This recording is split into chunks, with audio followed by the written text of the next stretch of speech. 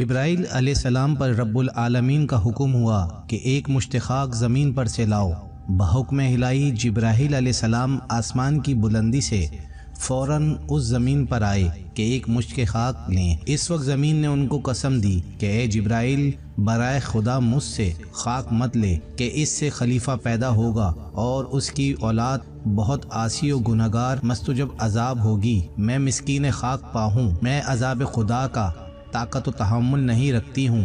اس بات کو سن کر حضرت جبرائیل علیہ السلام خاک سے باز آئے۔ غرض اسی طرح سے جبرائیل علیہ السلام پھر گئے اور میکائیل اور اسرافیل علیہ السلام سے بھی یہ کام انجام کو نہ پہنچا۔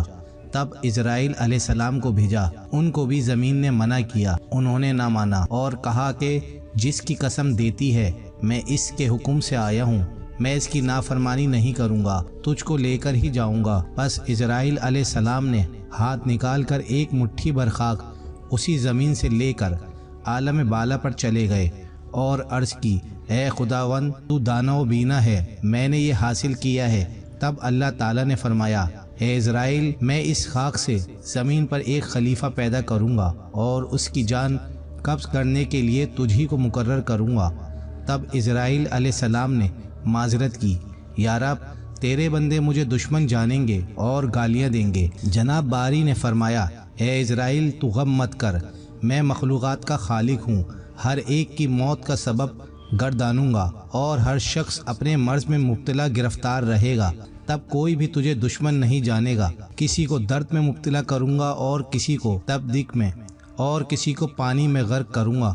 حضرت ابو ہریرہ رضی اللہ تعالیٰ عنہ سے روایت ہے کہ جب اللہ تعالیٰ نے حضرت آدم علیہ السلام کو پیدا فرمانے کا ارادہ کیا تو حضرت جبرائیل علیہ السلام کو زمین سے کچھ مٹی لانے کو کہا۔ جب حضرت جبرائیل علیہ السلام مٹی لینے گئے تو زمین نے جبرائیل علیہ السلام سے کہا، میں تجھے اس ذات کی قسم دیتی ہوں جس نے تجھے میرے پاس بھیجا، تم یہ مٹی نہ لے کر جاؤ۔ اس مٹی سے جو انسان بنے گا وہ فساد پھیلائے گا اور خون بہائے گا اور اس کو آگ میں جلنا پڑے گا۔ یہ سن کر جبرائیل علیہ السلام اللہ کی بارگاہ میں پہنچے تو اللہ نے دریافت کیا، باوجود جاننے کے کہ مٹی کیوں نہیں لائے، تو حضرت جبرائیل علیہ السلام نے جواب دیا، اے اللہ، جب اس نے آپ کی عظمت کا واسطہ دے ڈالا تو میں نے اسے چھوڑ دیا۔ تو اللہ تعالیٰ نے حضرت اسرافیل علیہ السلام کو بھیجا اور اس کے ساتھ بھی یہی معاملہ ہوا۔ پھر میکائیل علیہ السلام کو بھیجا، ان کے ساتھ بھی یہی معاملہ ہوا، حتیٰ کہ ملک الموت حضرت اسرائیل علیہ السلام کو بھیجا گیا تو زمین نے جب اسرائیل علیہ السلام کو یہی جواب دیا تو اسرائیل علیہ السلام نے فرمایا، اے زمین، جس ذات نے مجھے تمہارے پاس بھیجا ہے وہ تجھ سے زیادہ اطاعت و فرما بردار ہے، تو میں اس کے حکم کے سامنے تیری بات کیسے مان سکتا ہوں؟ چنانچہ آپ علیہ السلام نے زمین کی مختلف جگہوں سے کچھ مٹی لی اور اللہ کی بارگاہ میں حاضر ہو گیا۔ اللہ تعالیٰ کا ارشاد ہوا، کیونکہ تم اس مٹی کو لے کر آئے ہو، اب تم ہی ان کی روح کو قبض کیا کرو گے۔ آپ علیہ السلام نے کہا، لوگ مجھ سے نفرت کریں گے، تو اللہ نے وعدہ فرمایا کہ کوئی تمہارا نام نہیں لے گا اور نہ ہی کوئی تمہیں برا بھلا کہے گا۔ ایک حدیث کے مطابق حضرت ابراہیم علیہ السلام اپنے گھر میں تشریف فرما تھے کہ اچانک گھر میں ایک خوبصورت نوجوان شخص داخل ہوا۔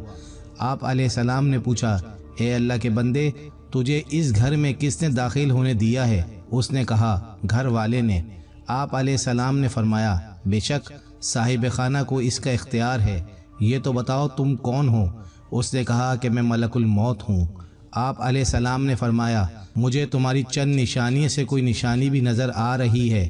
تو ملک الموت نے پیٹھ پھیر لی اور آپ علیہ السلام نے دیکھا کہ ان کے جسم پر آنکھیں ہی آنکھیں نظر آنے لگیں اور جسم کا ہر بال نوکدار تیر کی طرح کھڑا تھا۔ حضرت ابراہیم علیہ السلام نے فوراً طاؤس پڑھا اور کہا کہ آپ اپنی پہلی شکل پر تشریف لائیں، جو اس کی ملاقات کو بہتر جانتا ہے۔ ایک دوسری روایت میں ہے کہ جب اس نے پیٹھ پھیری تو وہ شکل نظر نہیں آئی جس سے وہ برے لوگوں کی روح کو قبض کرتا ہے۔ ابن مسعود اور ابن عباس رضی اللہ تعالیٰ عنہ کی روایت میں یوں ہے، حضرت ابراہیم علیہ السلام نے معلوم کیا، اے ملک الموت، آپ مجھے وہ شکل دکھائیں جو کفار میں نظر آتے ہیں۔ تو اس نے کہا کہ یہ آپ کی طاقت سے باہر ہے۔